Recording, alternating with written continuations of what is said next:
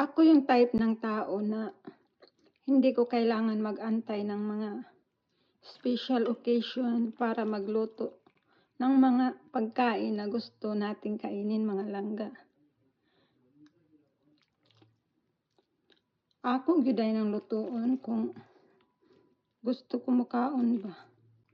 Ang atong subak naa sa ilawom daghan, ayan sausage.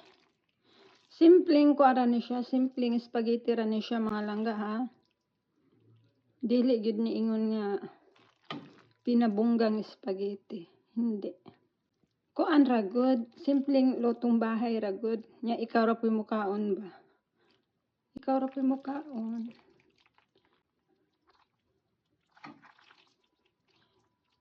See you in my next video. Bye.